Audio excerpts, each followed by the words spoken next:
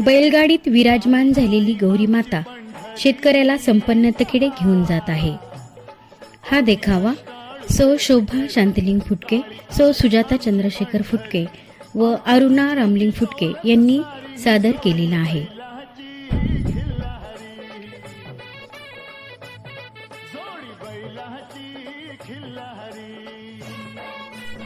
घरगुती साहित्य वापरून हातानेच तयार केलेली बैलगाडी आणि विविध साहित्याचा वापर करून तयार केलेले बैल आमच्या देखाव्यामध्ये दाखवण्यात आलेले आहेत।